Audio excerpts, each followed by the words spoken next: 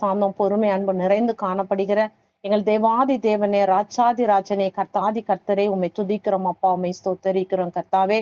கடந்த 5 மாதங்களும் எங்களை கண்ணின் மணியை போல பாதுகாத்து கர்த்தாவே, இந்த 6வது மாதத்துல கர்த்தாவே, இந்த நாளில கர்த்தாவே உடைய பாதத்துல அமர்ந்து கர்த்தாவே ஆவிக்குரிய காரியத்தை பத்தி அப்பா நாங்கள் கர்த்தாவே அப்பா நாங்கள் விரிவாக கர்த்தாவே நாங்கள் கற்றுக்கொள்ள கர்த்தாவே அப்பா இந்த நேரத்தை அப்பா இந்த தருணத்தை அப்பா நீர் எங்களுக்கு வாய்க்க பண்ணினீரே, உமக்கு நாங்கள் நன்றி செலுத்துகிறோம் அப்பா. லீதியாளின் இருதயத்தை திறந்த தேவன், இந்த நாட்கள்ல அப்பா சத்தியத்தை அறிவீர்கள், சத்தியம் உங்களை விடுதலையாக்கும் என்று சொன்ன வேத வசனத்தின்படி இந்த நாளில கர்த்தாவே இந்த ஆவிக்குரிய சத்தியத்தை என்ன அப்பா நாங்கள் கேட்க அதன்படி நடக்க அப்பா நாங்க கர்த்தாவே அப்பா பலனடைய கர்த்தாவே இந்த நாளில எங்களுக்கு நீங்க கிருபை செய்யும்படியாக நாங்க செபிக்கிறோம் அப்பா. அப்பா இந்த நேரத்துல கர்த்தாவே அப்பா அந்த கூகுள் மீட்ல இணைந்திருக்கிற இணைய போகிற ஒவ்வொருவர் மேலும் உங்களுடைய கல்வாரி சீவ ரத்தத்தை நாங்க தெளிக்கிறோம் கர்த்தாவே. அப்பா கர்த்தாவே நீங்க கிருபியா நடத்தி கொடுங்கப்பா, உங்களுடைய வல்லமா பலமா இறங்கட்டும் கர்த்தாவே. நீங்க கிருபை செய்யுங்க, உங்களுடைய கரத்துல அர்ப்பணிக்கிறோம். இயேசுவின் மூலம் ஜெபிக்கிறோம் ஜீவனுள்ள நல்ல பிதாவே.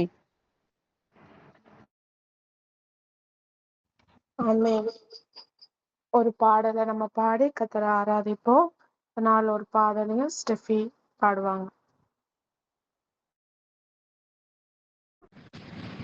Praise the Lord. ஒரு நாளும் என்னை மறவாதே நீரே, நன்றியோடு உம்மை துதிக்கிறேன். ஒரு நாளும் என்னை மறவா தெய்வம் நீரே, நன்றியோடு உம்மை துதிக்கிறேன். நன்றி இயேசுவே, என்னாலும் இயேசுவே, நன்றி இயேசுவே, என்னாலும் இயேசுவே. ஒரு நாளும் என்னை மறவா தெய்வம் நீரே, நன்றியோடு உம்மை துதிக்கிறேன். வருடங்கள் காலங்களாய் என்னை வழுவாமல் காத்தீரையா, வருடங்கள் காலங்களாய் என்னை வழுவாமல் காத்தீரையா. வல்லக்கரத்தால் நீர் என்னை தாங்கினீர், உம் சிறகாலை மூடி காத்திட்டீர்.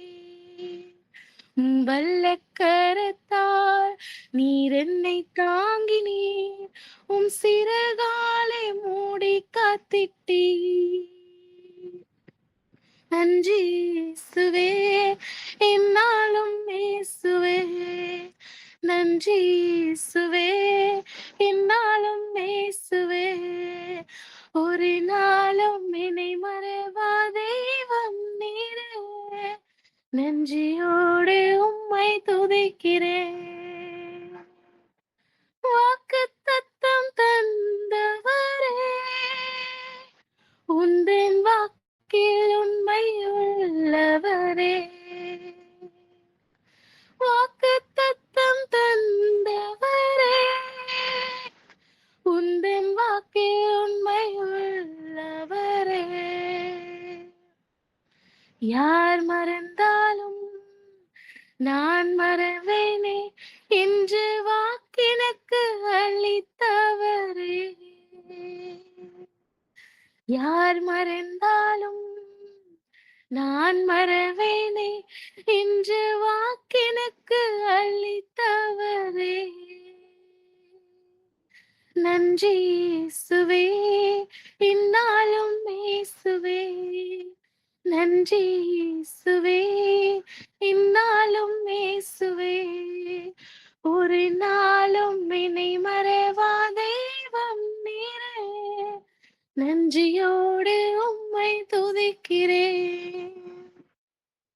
எதற்காலம் கையிலே இந்த பயம் யாவும் நீங்கியதே, எதிர்காலம் கையிலே இந்த பயம் யாவும் நீங்கியதே. நீரின் பக்கத்தில் நான் பயப்படேனே,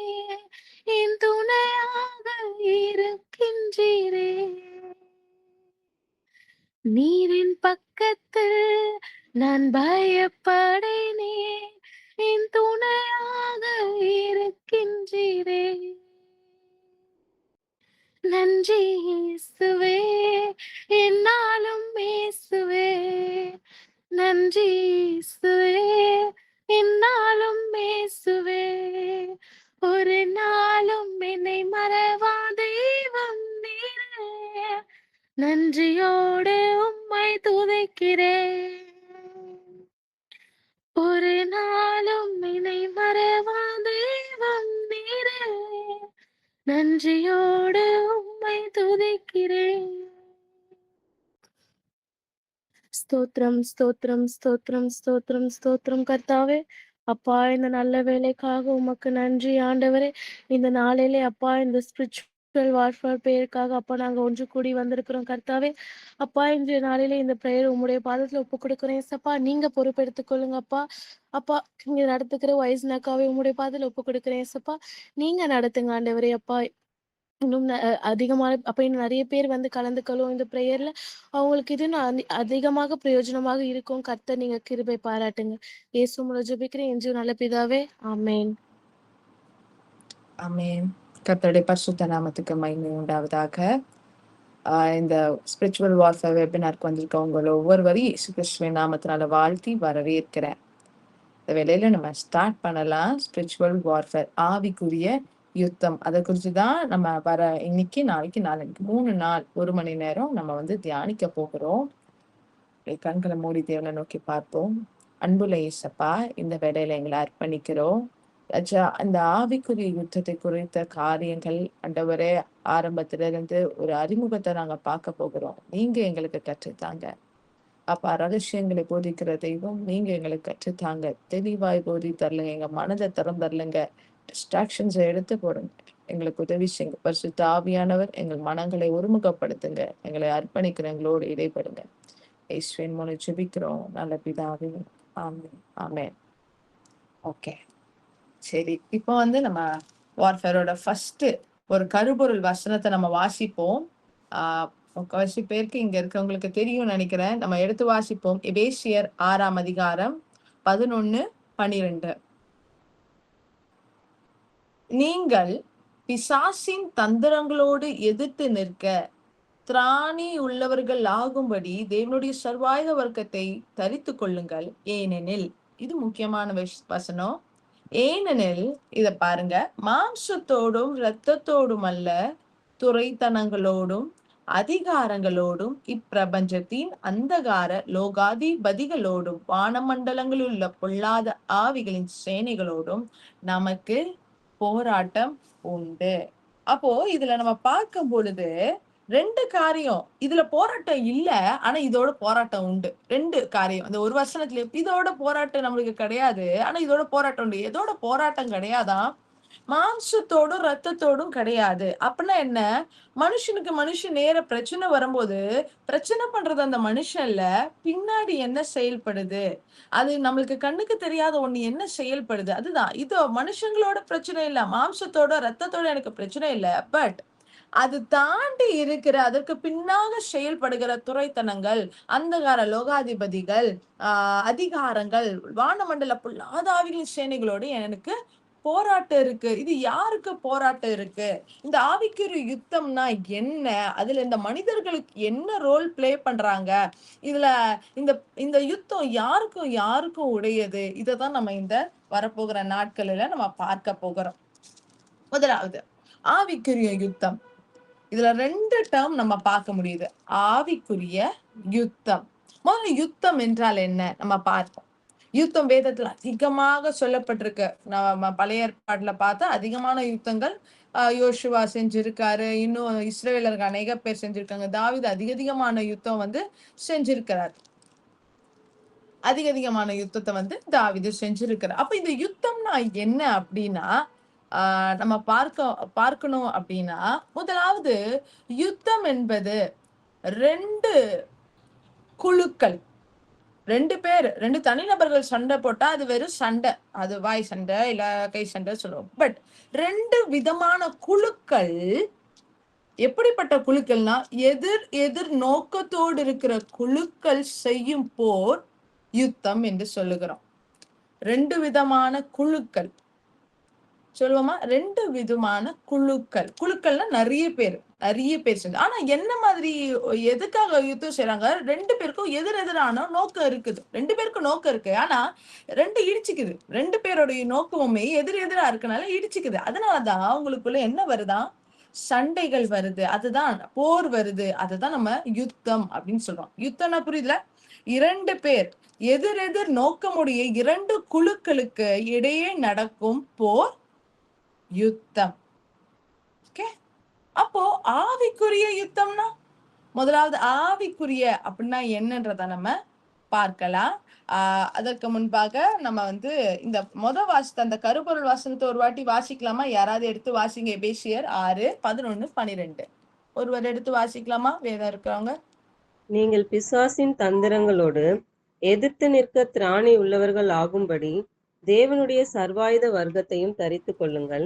ஏனெனில் மாம்சத்தோடும் இரத்தத்தோடும் அல்ல, துரைத்தனங்களோடும் அதிகாரங்களோடும் இப்பிரபஞ்சத்தின் அந்தகார லோகாதிபதிகளோடும் வான மண்டலங்களிலுள்ள பொல்லாத ஆவிகளின் சேனைகளோடும் நமக்கு போராட்டம் உண்டு. ஆமென். தேங்க்யூ. அப்போ யுத்தம் என்றால் 2 எதிரெதிர் நோக்கமுடைய குழுக்களுக்கு நடுவுல நடக்கிற போர் யுத்தம். அப்ப ஆவிக்குரிய என்றால் என்ன? ஏன்னா ஆவிக்குரிய பிளஸ் யுத்தம், இதுதான் நம்மளுடைய டைட்டிலே. அப்போ யுத்தமா பார்த்துட்டோம். அப்ப ஆவிக்குரிய என்றால் என்ன? ஆவிக்குரிய அப்படின்னா இங்கிலீஷ்ல சொல்லும் போது அன்சீன் ரியாலிட்டி. என்னவா? அன்சீன் ரியாலிட்டி அப்படின்னா என்னவென்றால், அன்சீன் ரியாலிட்டினா கண்ணுக்கு புலப்படாத உண்மை நிலைகள். கண்ணுக்கு புலப்படாத உண்மை நிலைகள். அததான் நம்ம என்ன சொல்றோம்? ஆவிக்குரிய. ஆவின்றது ஒண்ணு இருக்குது, ஆனா என் கண்ணுக்கு தெரியல. ஆவிக்குரிய நான் எதெல்லாம் நான் சொல்றேன், என் கண்ணுக்கு தெரியல, ஆனா உண்மையா இருக்குது. காத்து வருது, என்னால உணர முடியுது, என்னால அதை உணர்ச்சி பண்ண முடியுது, பட் என்னால பார்க்க முடியல. என் சத்தம் எங்க டிராவல் ஆகுதுன்னு தெரியுது, அதனாலதான் அடுத்தவங்க கேட்டு ரிப்ளை பண்றாங்க. ஆனா இந்த சத்தம் எப்படி எந்த டியூப் வழியா போகுது, எப்படி போகுதுன்னு எனக்கு தெரியல. ஆனா அதற்கு இயற்பியல கண்டுபிடித்து அதற்கு என்ன சொல்றாங்க? Sound waves. இந்த காத்து வழியா போகுது. அது எப்படி போகுது? அலைகள் மூலமாக போகுது. ஆனா என் கண்ணுக்கு தெரியலையே. ஆனா அவங்க மிஷின்லாம் வச்சு எடுத்து பார்த்து படம் வரைஞ்சு காட்டுறாங்க, எல்லாம் பண்றாங்க. அவங்க சொல்றது உண்மைன்னு நானும் நம்பிக்கிட்டு இருக்கேன், இல்லையா? அப்போ என் கண்ணுக்கு தெரியல, காத்து வருகிறது தெரியல. இந்த காத்துல என் சத்தம் டிராவல் ஆகுது, ஆனா அது டிராவல் ஆகுறத நான் பார்க்கல. ஆனா டிராவல் ஆகுறத என்னால எப்படி உணர்ந்து கொள்ள முடியுதுன்னா, நான் பேசுறதை கேட்டு இன்னொருத்தவங்க ரிப்ளை பண்றாங்க. அப்ப இது இன்னொரு மண்டலம்னு வேணா சொல்லுவேன். அப்போ ஆவிக்குரிய உலகம் அப்படின்னு ஒண்ணு இருக்குது. ஆவிக்குரிய உயிரினங்கள்னு இருக்குது. ஆவிக்குரிய உலகம் என்பது இன்னொரு கிரகம் அல்ல. அந்த மார்ஸ், ஜூபிட்டர் அந்த மாதிரி அது இன்னொரு கிரகம் அல்ல. அது இங்கேதான் இருக்குது, இதே உலகத்துலதான் இருக்குது. ஆனா என் கண்ணுக்கு தெரியல. ஆனா என் கண்ணுக்கு தெரியாதனால நான் அதை பொய்ன்னு சொல்ல முடியுமா? இல்ல. வேதம் அது உண்மை என்று நம்மளுக்கு பகுத்தறிந்து காட்டுது. நான் காத்த பார்க்கல, அதனால எனக்கு காத்து இல்லன்றத நான் என்ன பண்ண முடியாது, சொல்ல முடியாது. அப்படி நான் சொன்னா நான் பொய் சொல்றவனா இருப்பேன். ஏன்னா மத்தவங்க எல்லாம் சொல்றாங்களே, இருக்குதுன்றத பார்த்தாங்களே, அந்த காத்த வச்சு யூஸ் பண்றாங்களே, அவங்க உணர்றாங்களே. அப்ப ஆவிக்குரிய என்றுனா அன்சீன் ரியாலிட்டி. அப்பனா கண்ணுக்கு புலப்படாத உண்மை நிலையை ஆவிக்குரிய அப்படின்னு நம்ம சொல்றோம். ஆவிக்குரிய நிலைகள், ஆவிக்குரிய நிகழ்வுகள், ஆவிக்குரிய ஆயுதங்கள். ஏன்னா வசனம் சொல்லுது நம்மளுக்கு நம்முடைய போராயுதங்கள் மாம்சத்துக்கு ஏற்றவைகள் இல்ல, ஆனா அரண்களை நிர்மாமக்க. அது அரண்னா அது எங்க இருக்குது? அது எப்படிப்பட்ட அரண்? அது என் கண்ணுக்கு தெரியல, எங்க இருக்கான இருக்குது. அதனாலதான் வேதம் எனக்கு சொல்லி கொடுக்குது. அப்போ கண்ணுக்கு தெரியாத, கண்ணுக்கு புலப்படாத எல்லாவற்றையும் நான் எப்படி சொல்றேன்? ஆவிக்குரிய அப்படின்ற லிஸ்ட்ல சேர்த்துக்கிறேன். Unseen reality. ஆனா வேதத்துல நம்ம பார்த்தோம்னா எப்பவுமே ரெண்டு மண்டலத்தை நம்ம பார்க்கிறோம். ஒண்ணு கண்ணுக்கு புலப்படாத ஆவிக்குரிய மண்டலம், இன்னொன்னு கண்ணுக்கு புலப்படுகிற இயற்கை மண்டலம். 2 மண்டலம். கண்ணுக்கு புலப்படுகிற மண்டலம், இங்க நடக்கிற முக்கியமான விஷயங்கள் எல்லாமே எங்கிருந்து துவங்கப்பட்டது அப்படின்னா கண்ணுக்கு தெரியாத இந்த ஆவிக்குரிய உலகம், ஆவிக்குரிய மண்டலம்னு சொல்லலாம். மண்டலத்தை தான் மோஸ்ட்லி உலகம் நம்ம சொல்றோம். இந்த ஆவிக்குரிய மண்டலத்துல ஆரம்பிக்கப்படுகிறது, செயல்படுகிறது தான் நான் இயற்கை மண்டலத்துல பார்க்கிறேன். உதாரணத்துக்கு ஆண்டவர் முதல் நாள் எல்லா உலகத்தெல்லாம் படைக்கும் போது முதல் நாள் என்ன பண்ணாரு? எல்லாவற்றையும் வெளிச்சம் உண்டாக கடவுதுன்னு சொல்றாரு. ஆனா நம்மளுக்கு வெளிச்சம் பூமிக்கு எங்க இருந்து வருது? சூரியன் கிட்ட இருந்து வருது. சூரியன் இல்லைன்னா இருட்டாயிருது. சந்திரன் வருது, அதுவும் அமாவாசை அந்த மாதிரி நாட்கள்ல ஒண்ணுமே தெரிய மாட்டேங்குது. அப்போ வெளிச்சம் என் கண்ணுக்கு சூரியன் கிட்ட இருந்து வருது. ஆனா ஆண்டவர் முதல் நாள் என்ன சொல்றாரு? வெளிச்சம் உண்டாக கடவுது. அப்ப இந்த வெளிச்சம் எப்படிப்பட்ட வெளிச்சம்? இது ஆவிக்குரிய வெளிச்சம், ஆவிக்குரிய மண்டலத்துல செயல்படுகிற வெளிச்சம். ஏன்னா யோவான்ல நம்ம பார்க்கும்போது, யோவான் 1ஆம் அதிகாரம் 4ஆம் வசனத்துல பார்க்கும்போது, அவருக்குள் ஜீவன் இருந்தது, அந்த ஜீவன் மனுஷருக்கு ஒளியா இருந்தது. நம்ம அதற்குள்ள அவ்வளவா போகல. ஆனா அந்த ஜீவன் மனுஷருக்கு எப்படி இருந்தா? ஒளி இருந்தது. அப்போ ஒளிக்குள்ள என்ன இருக்குது? மறைந்து இருக்கிறது என்ன? ஜீவன். ஜீவனை மறைத்து கொண்டிருப்பது என்ன? ஒளி.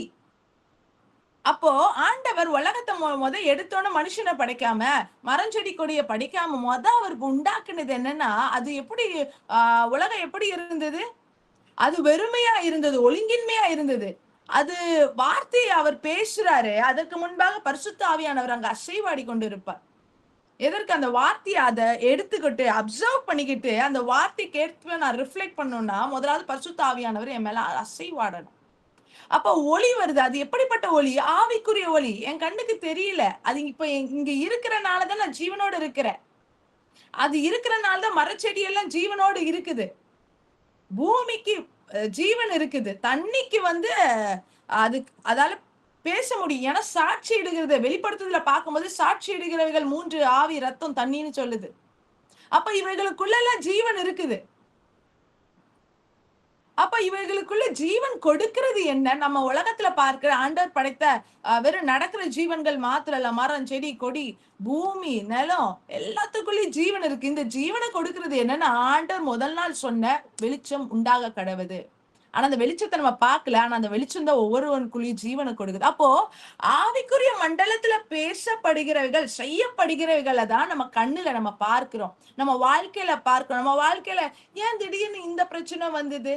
ஏன் திடீர்னு இவங்க இப்படி பண்றாங்க? ஏன் திடீர்னு என்கிட்ட நான் இப்படி நடந்துக்கிறேன்? இந்த காரியங்கள் என்னன்னா, நம்ம உலகத்துல இயற்கை மண்டலத்துல நம்ம வாழ்க்கையில பாக்குற முக்காவாசி காரியங்கள் எதனுடைய விளைவு அப்படின்னா, ஆவிக்குரிய மண்டலத்துல செயல்படுகிற பல காரியங்களுடைய விளைவு தான் இயற்கை மண்டலத்துல நம்மளுடைய வாழ்க்கையில நடக்கிற நிகழ்வுகள். ஏன் அடிக்கடிக்கு இவங்களுக்கு உடம்பு சரியில்லாம போகுது? ஏன் அடிக்கடிக்கு இந்த பிரச்சனை மட்டும் ரிப்பீட்டடா வந்துகிட்டே இருக்கு? ஏன் அடிக்கடிக்கு நான் மட்டும் ஏமாத்தப்படுறேன்? ஏன் கரெக்டா பண விஷயத்துல நான் ஏமாத்தப்படுறேன்?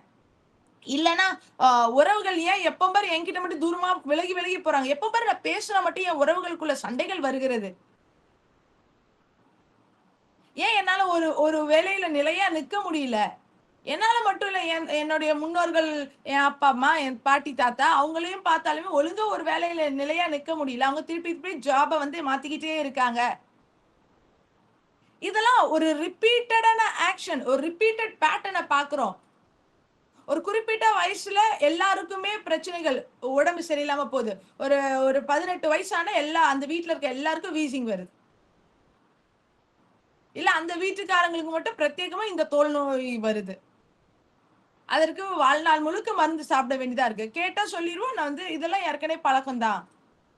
அப்போ இதுக்கு எல்லாத்துக்கும் நம்ம அர்த்தம் தெரியாம, காரணங்கள் தெரியாம இருக்கிறனால அது எப்படியோ இப்ப வருது போது, நாங்க இப்படிதான், இது எங்களுடைய குடும்ப வழக்கம், நாங்க இப்படிதான், எங்க குடும்பத்துல எல்லாருக்கும் இப்படி இருக்கு அப்படின்ற ஒரு காரணத்தை சொல்றோம். ஆனா காரணம் ஏன் தெரியலன்னா, ஆவிக்குரிய மண்டலத்துல நடக்கிறது ஆவிக்குரியவைகள், கண்ணுக்கு புலப்படாதவைகள். அப்ப தெரியவே தெரியாதா அப்படின்னு கேட்டா, நம்மளுக்கு இது வரைக்கும் தெரியல. ஆனா ஆண்டவர் காட்ட சித்தம் உள்ளவரா இருக்கிறார். கேட்டா சொல்லுகிறவரா இருக்கிறார். ஏன்னா வசனம் சொல்லுது, பூர்வமானவைகளை என்கிட்ட கேளுங்க. நீங்க என்ன கூப்பிட்டீங்கன்னா, நீ என்னை நோக்கி கூப்பிடு, அப்பொழுது நீ அறியாததும் உனக்கு எட்டாததுமான பெரிய காரியங்களை உனக்கு அறிவிப்பேன். அறியாததும், இது வரைக்கும் ஆவிக்குரிய மண்டலத்தை பத்தி எனக்கு தெரியாது. நான் அறியாததை என் ஆண்டவர் தான் எனக்கு போதிக்கணும். கேட்டு கேட்டு கேட்டுதான் நான் பெற்றுக்கொள்ளணும். நானே யூகத்துல செய்யக்கூடாது. எனக்கு அனுபவம் இருக்கு, அறிவு இருக்குன்னு சொல்லி செய்யக்கூடாது. ஏன்னா நிறைய காரியங்கள் ஆவிக்குரிய மண்டலத்துல செயல்படுகிறது தான் பூமியில இயற்கை மண்டலத்துல பிறப்பெடுக்குது. அப்போ ஆவிக்குரிய யுத்தம் அப்படின்னா கண்ணுக்கு புலப்படாத ஒரு யுத்தம்.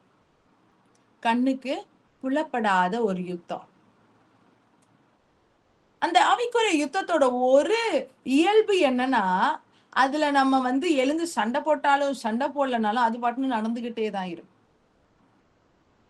ஆவிக்குரிய யுத்தம். யுத்தம் என்றால் 2 குழுக்கள், 2 எதிரெதிர நோக்கமுடைய 2 குழுக்களுக்கு நடையில நடக்கிற போர். ஆனா இது ஆவிக்குரியன்னு சொல்லும் போது கண்ணுக்கு புலப்படாது. ஆவிக்குரியவைகள் எல்லாமே கண்ணுக்கு புலப்படாதவைகள். சரி, அடுத்தது முதல்ல நம்ம இந்த ஆவிக்குரிய யுத்தம் ஸ்பிரிச்சுவல் வார்ஃபேர் பார்த்தோம். வார்ஃபேர் என்னன்னு பார்த்தோம். ஸ்பிரிச்சுவல் அப்படின்னா என்ன பார்த்தோம். இப்ப அதுல ஸ்பிரிச்சுவல் நம்ம சொல்லும் போது ஆவிக்குரிய உயிரினங்கள் உண்டு. அவைகளும் கண்ணுக்கு தெரியாது. ஆவிக்குரிய உலகம்னு ஒண்ணு இருந்தா நம்ம இயற்கை மண்டலத்துல இருக்கோம். நம்ம உயிரினங்கள், நம்ம உயிரோடு இருக்கிறோம். நம்ம ஒரு ஜீவன்களா நம்ம ஒண்ணு நடமாடுறோம். அப்போ ஆவிக்குரிய மண்டலத்துல, ஆவிக்குரிய உலகத்துல அங்க உயிரினங்கள் உண்டு. ஆவிக்குரிய உயிரினங்கள் யாரெல்லாம் இருக்கலாம்? உங்களுக்கு யாருக்காவது ஏதாவது ஐடியா இருந்தா சொல்லுங்க. இல்லைன்னா மெசேஜ் டைப் பண்ணுங்க. ஆவிக்குரிய உயிரினங்கள் ஸ்பிரிச்சுவல் பீயிங் அப்படின்னா யாரு? வேதத்துல இது வரைக்கும் அப்படிப்பட்ட கேட்டிருக்கீங்களா? ஆவிக்குரிய உயிரினம் அப்படின்னு சொல்லும்போது வசனம் சொல்லுது, யோவான் 4:24 சொல்லுது, நம்மளுடைய தேவன் எப்படி இருக்கிறாரா? நம்மளுடைய தேவன் அவர் ஆவியா இருக்கிறார். அதனால் நாமளும் ஆவியோடு உண்மையோடு அவரை தொழுது கொள்ள வேண்டும். அப்போ நம்மளுடைய தேவன் ஆவியாய் இருக்கிறார். நம்மளுடைய தேவன் ஆவியா இருக்கிறார். வேற நான் ஒண்ணு சொல்லிட்டேன். நம்மளுடைய தேவன், நம்மளுடைய பிதா ஆவியா இருக்கிறார். வேற யாராவது ஆவியா இருக்கிறத நீங்க சொல்ல முடியுமா? வேதத்துல நீங்க இது வரைக்கும் கேட்டது சத்தியங்கள்ல வேற எதெல்லாம் ஆவி கண்ணுக்கு புலப்பல்? தேவதூதர்கள். தேவதூதர்கள். தேவதூதர்கள் ஆவியா இருக்கிறார்கள். இத நம்ம பார்க்கும்போது எபிரேயர் 1:14 நம்ம பார்க்க முடியும். அவர்கள் பணிவிடை ஆவிகள் அப்படின்னு வசனம் சொல்லுது. அவர் தமது தூதர்கள்ல எப்படியா படைச்சிருக்காருன்னா ஆவிக்குரிய உயிரினமா தான் படைச்சிருக்கிறார். அவர்களும் கண்ணுக்கு புலப்பட மாட்டார்கள். அவர்கள் கண்ணுக்கு புலப்பட மாட்டார்கள். அப்ப புலப்படவே மாட்டாங்களா? இல்ல, புலப்படுவாங்க. எப்பவுமே நம்ம மனிதர்களை பாக்குற மாதிரி இல்ல. அதே மாதிரி நான் மறுபடியும் சொல்லுகிறேன், ஆவிக்குரிய உலகன்றது இன்னொரு கிரகம் கிடையாது, இன்னொரு டைமென்ஷன், இன்னொரு மண்டலம் இங்கேதான் இருக்குது. ஆனா இன்னொரு டைமென்ஷன். அதற்கு இப்போ எப்படி நான் அந்த அலை ஓசை ஒலி அலைகளை எப்படி நான் சொன்னனோ அதுக்கு உரிய கருவிகளை பார்க்கும்போது அது காட்டுது. ரேடியோ ஸ்டேஷன்ல எல்லாம் பார்க்கும்போது அது இப்படி இப்படி இப்படி இப்படி கிச் கிச் கிச்சின்னு காட்டுது. அப்ப அதுக்குரிய கருவிகளை வச்சு பார்க்கும்போது அந்த அந்த பர்டிகுலர் மண்டலத்துல இருக்கிறத என்னால கவனிக்க முடியுது. அதே மாதிரி இந்த ஆவிக்குரிய உலகத்துக்கு அதற்கு வேண்டிய கருவிகளை நான் உபயோகிக்கும் பொழுது அந்த கருவிகள் எங்க இருக்குன்னு நான் சொல்லுகிறேன். ஆனா அந்த கருவிகளை நாம் உபயோகிக்கும் போதுதான் அவைகளை நாம் பார்க்க முடிகிறது. அந்த மண்டலத்துக்கு காவலாளராய் தலைவராய் இருக்கிறவர் நம்ம கண்களை திறக்கும் பொழுது மட்டும்தான் அந்த மண்டலத்துல இருக்கிற உயிரினங்கள், அந்த மண்டலத்துல ஆவிக்குரிய மண்டலத்துல இருக்கிற நிகழ்வுகள், அங்க நடக்கிற பொருட்கள் எல்லாவற்றையும் பார்க்கறது எப்படின்னா அந்த மண்டலத்துக்கு ஒவ்வொரு மண்டலத்துக்குமே ஒவ்வொரு காவலாளர்கள் இருப்பாங்க. அவங்க நம்மளுக்கு அலோ பண்ணா மட்டும்தான் பார்க்க முடியும். ஆவிக்குரிய யுத்தத்தை நம்ம பார்த்துருக்கோம். அப்ப முதலாவது தேவன் ஆவியா இருக்கிறார். அடுத்தது சொன்னாங்க ஏஞ்சல்ஸ் தூதர்கள் ஆவியா இருக்காங்க. பிசாசும் ஆவியா தான் இருக்கிறான். இல்ல இப்பிரபஞ்சத்தின் அதிபதி வருகிறான், ஆனா என்கிட்ட எடுத்துக்கொள்ள அவனுக்கு ஒன்று இல்லை. அவனுமே எப்படி இருக்கிறானா அவன் ஆவியா தான் இருக்கிறான். என்னொன்னு இப்ப நம்ம வாசிச்ச எபிரேயர் 6:12 பார்க்கும்போது மாம்சத்தோட ரத்தத்தோட இல்லைன்னு சொல்லிட்டு அதுல கொடுத்திருக்க எல்லாமே எப்படிதான் இருக்குன்னா ஆவியா தான் இருக்கு. எதெல்லாம்? துரைத்தனங்கள், அதிகாரங்கள், அந்தகார லோக அதிபதிகள், வானமண்டல பொல்லாத ஆவிகள் எல்லாமே எப்படி இருக்கு? ஆவியா இருக்கு. ஆவி எப்படி இருக்காது? எப்படி என்ன பண்ணப்படாது? நம்மளால மனிதர்களால பார்க்க முடியாது. இயற்கை மண்டலத்தால இருக்கிறவங்களால பார்க்க இயலாது, அடிக்கடிக்கு பார்க்க இயலாது, ஒரு சகஜமா பார்க்க முடியாது, ஆனா பார்க்க முடியும். அப்போ இதுல நம்ம பார்க்கிறோம் ஆவிக்குரியனா என்னன்னு பார்த்தோம், யுத்தம்னா என்ன பார்த்தோம், என்னென்ன ஆவிக்குரிய உயிரினங்கள்ன்றத இது வரைக்கும் நம்ம பார்த்திருக்கோம். அப்ப மனிதன், நம்ம ஆண்டவர் ஆவியா இருக்காரு, அவருடைய தூதர்கள் ஆவியா இருக்காங்க, சாத்தான் ஆவியா இருக்கிறார். அப்ப மனிதனை பார்ப்போமா, மனிதனுக்குள்ள என்னென்னலாம் இருக்குன்றத நம்ம பார்ப்போம். ஆதியாகமம் 2:7 வாசிப்போமா.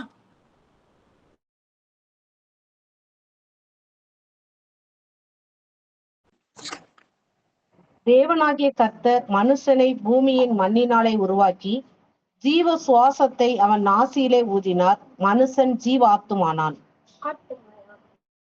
ஆமீன். மனுஷன் ஜீவ ஆத்துமாவானான். அப்போ இதுல நம்ம பார்க்கும்போது மனுஷன் ஆவியா ஆத்துமாவா? மனுஷன் ஆவியா ஆத்துமாவா? ஜீவ ஆத்துமா ஆனான்.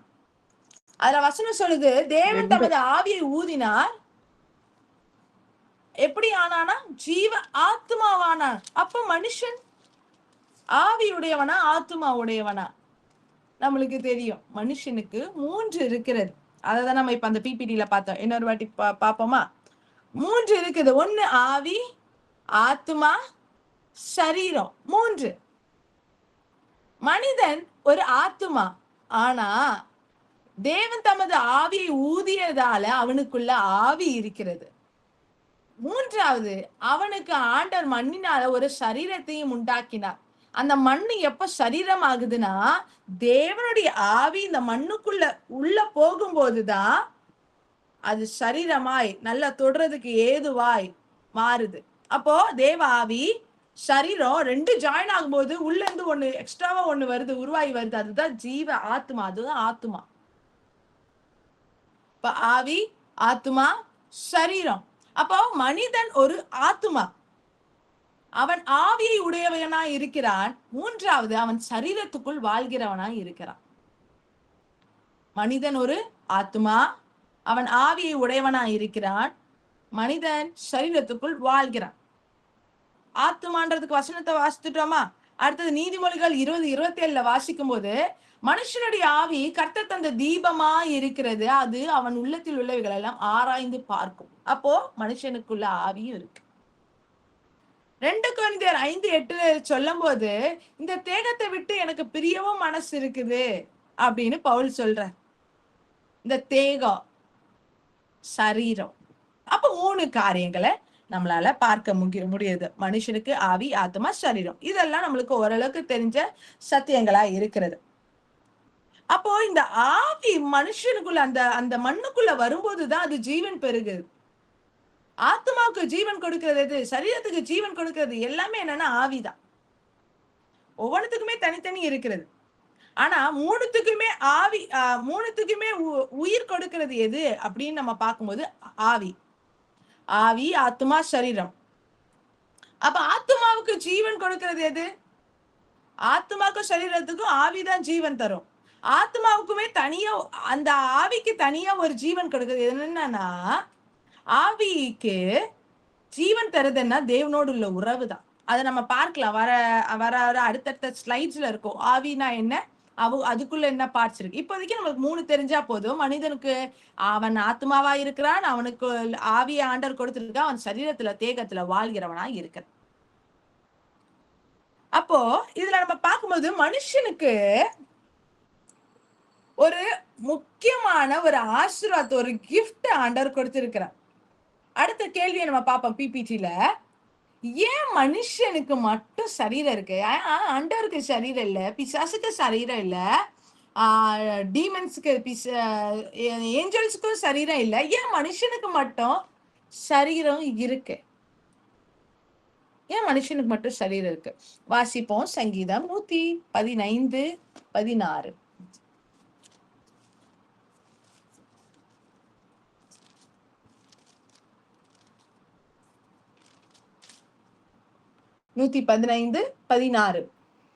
வானங்கள் கர்த்தருடையவைகள், பூமியையோ மனுபுத்திரருக்கு கொடுத்தார். ஆமென். வானங்கள் கர்த்தருடையவைகள், பூமியையோ மனுபுத்திரருக்கு கொடுத்தார். வெறும் இந்த இந்த 3 லெட்டர் இததான் இந்த வேர்டாக தான் பார்க்கும். பூமியையோ மனுபுத்திரருக்கு கொடுத்தார். அப்போ ஏன் மனுஷனுக்கு மட்டும் உடல் இருக்குதுன்னா, இந்த தேகம் இந்த உடல் இருக்கிற மனுஷனால மட்டும்தான் பூமிக்குள்ள வாழ முடியும். ஏன்னா ஆண்டவர் இந்த உலகத்தெல்லாம் படைச்சு ஆத்துமாவா இருக்கிற மனிதனை படைத்து அவனுக்கு ஆவியெல்லாம் கொடுத்து அவனை சரீரத்துக்குள்ள வைத்து இந்தாப்பா நீ இந்த உலகத்துக்குள்ள உட்கார வச்சுட்டாரு. அது மட்டும் இல்ல, இந்த மனிதனால மட்டும்தான் இந்த உலகத்தை ஆள முடியுன்ற ரூலையும் கொடுத்துட்டார். ஏன்னா நம்ம ஆதியாகமத்துல வாசிக்கும் போது இந்த பூமியை மனுஷனுக்கு கொடுத்துட்டார். நம்ம ஆதியாகமத்துல வாசிக்கும் பொழுது என்னன்னா, ஆதியாகமம் 1:27-28 வாசிக்கலாமா?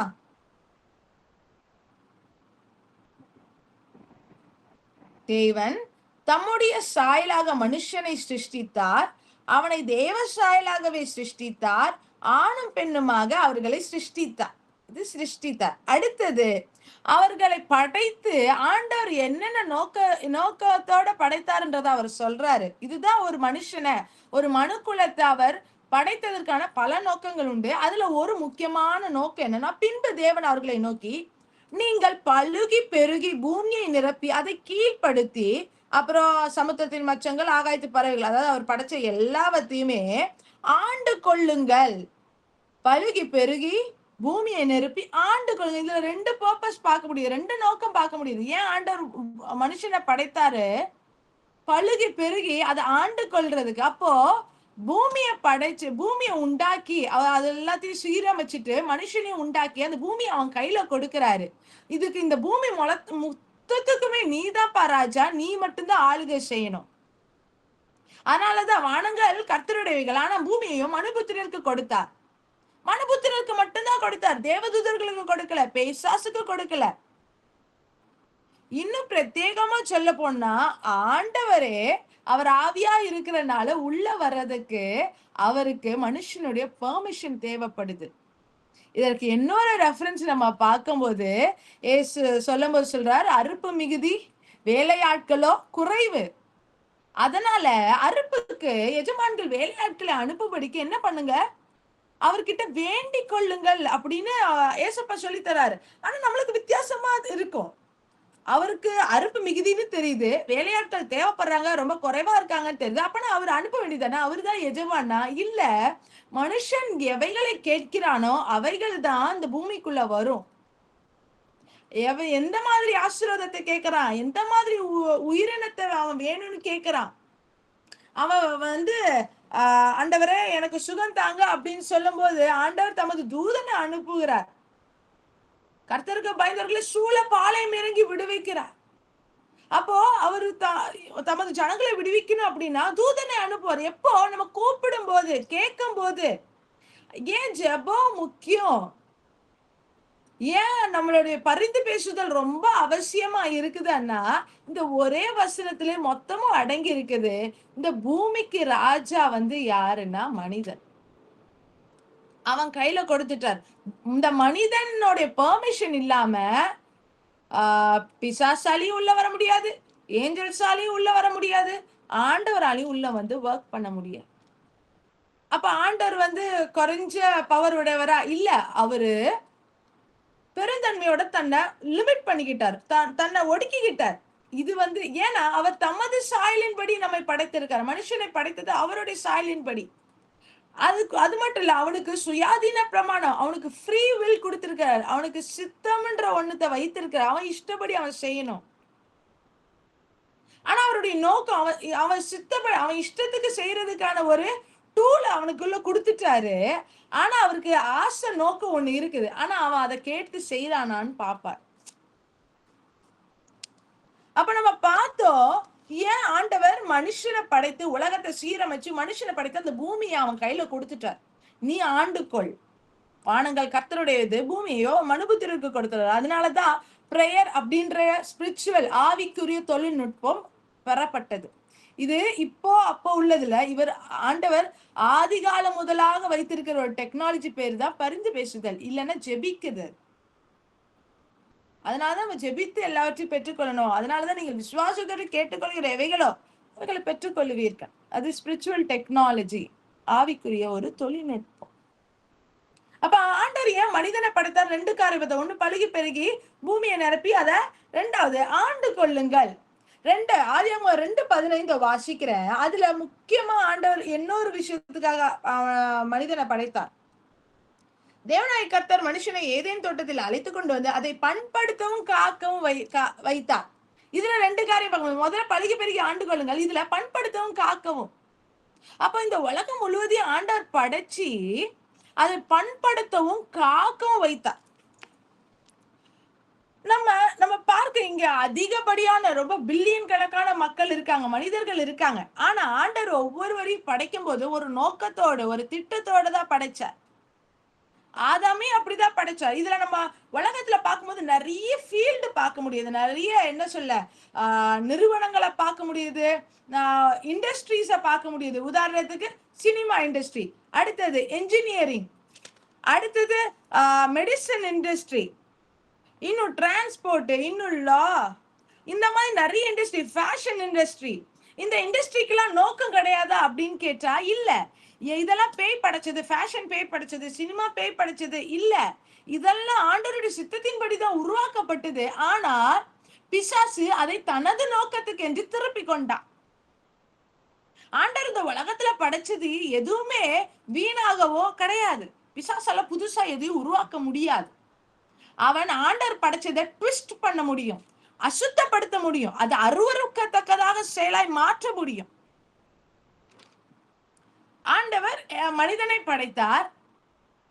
ஆனா அவன் உடம்பை கீறி கொள்றத அவர் அருவருப்பு என்று சொல்லுகிறார். எனக்கு பிடிக்கலன்னு சொல்லுறார். ஆனா கீறி கொள்ளுன்னு ஆண்டவர் சொன்னாரு. இல்ல, பிசாசு மனுஷனை அவருக்கு பிடிக்கும், ஆனா அவன் கீறி கொள்ளும் போதோ பாவம் செய்யும் போதோ பிடிக்காது. ஆனா பிசாசோட நோக்கம் எல்லாம் ஆண்டவர் அருவருக்கத்தக்க பொருளாய் அவர் படைத்ததையே மாற்றணும். ஆண்டவர் தாம் கையால் படைத்த ஒருவனை அவரே அருவருக்கத்தக்கதாக மாற்ற வேண்டும். இதை நம்ம பிலேயாம் ஸ்டோரியில பார்க்க முடியும். இஸ்ரவேல் ஜனங்களே அவர் சுற்றிலும் அக்கினி முதலாய் பாதுகாத்து கொண்டிருந்தார். அதனால பிலேயாமால சபிக்கவே முடியல. அதனால ஐடியா கொடுக்கிறேன், நீங்க என்ன பண்ணுங்க, ஆண்டவருக்கு விரோதமான பாவங்களை அவங்களே செய்ய வச்சு ஆண்டவரே அவர்கள் மேல கோபம் வரத்தக்கதாக மாற்றிடுங்க, ஆண்டவரே அழிச்சு போட்டுருவாரு.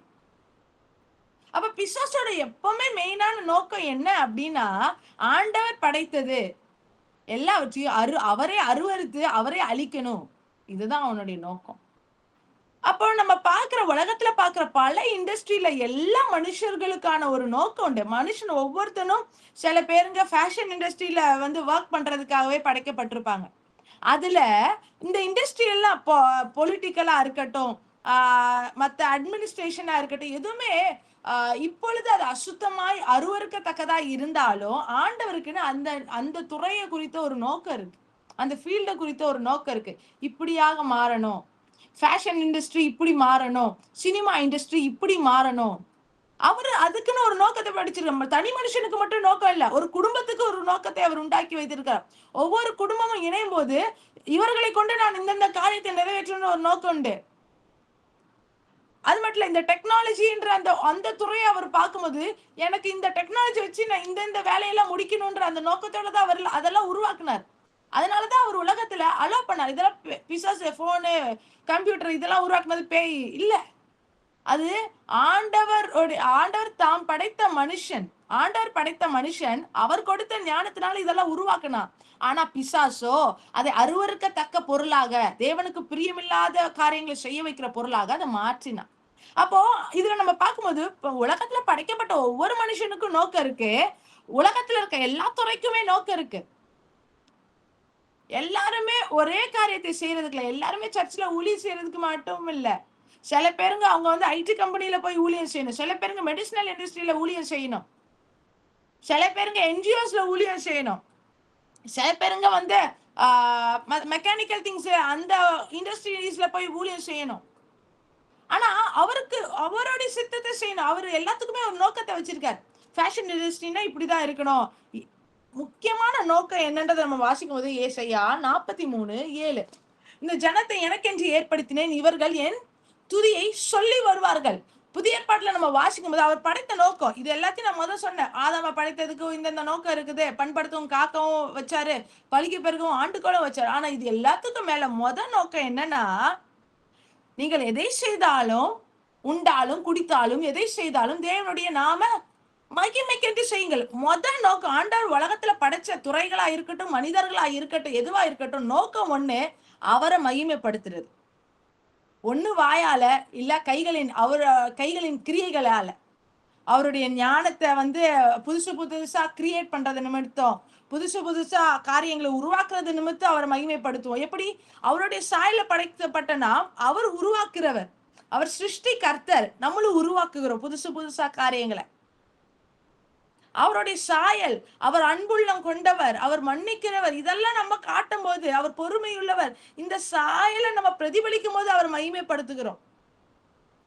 எல்லா காரியத்திலையும் அவரை மகிமைப்படுத்தணும்னு தான் அவர் ஆசைப்படுறாரு. துறையா இருக்கட்டும், மனிதர்களா இருக்கட்டும், அந்த நோக்கத்துக்கு தான் அவர் படைச்சார். அப்போ மனுஷனை முதல்ல அவர் படைத்தது அவரை மகிமைப்படுத்துவதற்காக. இன்னொரு நோக்கம் அவரோடு இருக்க. ஏன்னா அதனாலதான் நம்ம பார்க்க முடியுதா, ஆதாமோடு ஆண்டவர் பகல்ல குளிர்ச்சியான வேளையில உலாவி வந்தார். ஒரு நோக்கம். என்ன நோக்கம்? அவரை மகிமைப்படுத்த. இன்னொரு நோக்கம் அவரோடு இருக்க. இந்த ரெண்டு நோக்கம் தான் பிரத்யேகமான நோக்கம் மனுஷனை உண்டாக்கினதற்கு. அவர் எல்லாத்துக்குமே பிளானோட தான் படிச்சார். அவர் படிச்ச எதுவுமே பிளான் இல்லாம இல்ல, பர்பஸ் இல்லாம இல்ல. இன்னும் அவர் படைச்சதுக்கு இன்னொரு மூணாவது ஒரு காரணத்தை நம்ம ஏற்கனவே நம்ம பார்த்ததுதான், ஆண்டு கொள்வதற்கு. மனிதனை அவர் எதற்கு படைத்தார்? இந்த பூமியை முழுக்க ஆண்டு கொள்ள. ஆண்டு கொள்ளனா அவனுடைய பேர் பிரஸ்தாபத்துக்கா இல்ல, அதுவும் ஆண்டவருடைய மகிமைக்கென்று ஆண்டு கொள்ளணும். ஆண்டவருடைய சாயலை பிரதிபலிக்கிறதற்காக ஆண்டு கொள்ளணும். முதலாவது நம்ம அவரோடு இருக்க நம்மை படைத்தார். இரண்டாவது அவருடைய நாமத்தை மகிமைப்படுத்த அவர் நம்மை படைத்தார். எப்படியெல்லாம் மகிமைப்படுத்தலாம்? வாயால பாடி மகிமைப்படுத்தலாம், அவர் செய்தவைகளை சொல்லி மகிமைப்படுத்தலாம், இதெல்லாம் ஒரு பக்கம். இன்னொரு பக்கம் அவருடைய சித்தத்தை நிறைவேற்றி மகிமைப்படுத்தலாம். அவருடைய ஞானத்தை வாங்கி அதன் மூலமாக காரியங்களை பிறப்பித்து மகிமைப்படுத்தலாம். இப்படி பிறப்பித்து அது மட்டும் இல்ல, ஆண்டு கொள்றது. இந்த பாயிண்ட் நம்ம இன்னும் கொஞ்சம் அதிகமா பார்க்கணும். எபேசியர் 2:10 சொல்லுகிறது, அவர் நற்கிரியைகளை செய்வதற்காக நம்மை உருவாக்கினார். இதுல எல்லாமே நம்ம நல்லதுக்குன்னு சொல்லும்போது தேவ சித்தத்துக்கு நிறைவேற்ற, தேவ சித்தத்தை செய்ய. ஏன்னா நம்ம ஒருவேளை நம்ம ஐடி கம்பெனில ஆண்டவர் நம்மளை உட்கார வச்சிருக்கலாம், இல்ல ஒரு ஸ்கூல்ல டீச்சரா உட்கார வச்சிருக்கலாம். எதுக்கு? அங்க ஒரு நோக்கம் இருக்கு. நான் அங்க இருக்கிற ஸ்டூடெண்ட்ஸ்க்கு நான் டீச் பண்றது மட்டும் என் வேலை கிடையாது. தேவனுடைய வார்த்தையை அறிவிக்கிறது, சுவிசேஷத்தை அறிவிக்கிறது, அவருடைய சித்தத்தை செய்யறது. இது எல்லாருக்கும், டீச்சரா இருக்கிற எல்லா கிறிஸ்டியன் டீச்சர்ஸும் அங்க இருக்கிற பிள்ளைகளுக்கு சுவிசேஷம் அறிவிக்கணும் இல்ல. சில பேருங்களுக்கு என்ன இருக்கணும், அந்த ஸ்கூல் அப்படியே ரிஃபார்ம் பண்றது, மறுரூபமாக்குறது வேலையா இருக்கும். உங்களுக்கும் ஸ்டூடெண்ட்ஸ்க்கும் பெரிய கனெக்டிவிட்டி இல்லாம இருக்கலாம். ஆனா ஆண்டவர் உங்களை என்ன ஸ்தானத்துக்கு கொண்டு வர ஒரு பிரின்சிபலா வச்சிருக்கலாம். அந்த இடத்துக்கு அவர் கொண்டு போகலாம். எதற்கு? பாலிசிஸ் மேக் பண்ண, அந்த ஸ்கூலோட திட்டங்கள், அந்த ஸ்கூலோட ரூல்ஸ் அண்ட் ரெகுலேஷன்ஸை, ஆண்டவரை மகிமைப்படுத்துற ரெகுலேஷன்ஸை உண்டாக்குறதற்கு. கம்பெனிஸ்ல நம்ம பெரிய மேனேஜர் போஸ்ட், அட்மினிஸ்ட்ரேட்டிவ் போஸ்ட்ல உட்கார வைக்கிறது எதுக்குன்னா அவரை மகிமைப்படுத்த. எப்படி மகிமைப்படுத்த? பாலிசிஸை மேக் பண்றது, அவருக்கு பிரியமானதை செய்ய வைக்கிற பாலிசிஸ். ஏன்னா இப்ப நம்ம பார்க்கும்போது வெளிநாடுகள்ல LGBTQ ஓரின சேர்க்கையெல்லாம் லகுவாகுது, அதாவது ஓகே அதெல்லாம் பிரச்சனை இல்லைன்னு சொல்றாங்க. ஆனா ஆண்டவர் ஏன் ஒருத்தங்களை தேசத்தோட அட்மினிஸ்ட்ரேஷன்ல உட்கார வைக்கிறாரு? அவருக்கு சித்தமான பாலிசிஸ, ரூல்ஸ் அண்ட் ரெகுலேஷன்ஸை மேக் பண்றதுக்கு. ஏன் பாலிடிக்ஸ்ல அவர் தம்முடைய ஜனங்களை உட்கார வைக்கணும்னு நினைக்கிறேன், அவருக்காக சட்டத்திட்டங்களை உருவாக்க. ஏன்னா தாவீது ராஜாவாகும் போதுதான் 24 மணி நேரமும் எல்லா வேலையும் தேவனை உயர்த்துகிற, துதிக்கிற லேவியர்கள் அமர்த்தினான். அப்போ ஆண்டவர் உலகத்துல படிச்ச எல்லா மனுஷர்களுக்கும் நோக்கம் உண்டு, எல்லா துறைகளுக்கும் ஒவ்வொரு நோக்கத்தோடு ஒரு திட்டத்தோடு தான் வச்சிருக்காரு. ஆனா அதை செய்வதற்கான ஆட்கள், மனிதர்கள் இன்னும் புறப்பெடுக்கல, பறந்துட்டாங்க. ஆனா உயிர் போடு அவங்க எழுந்து போகல.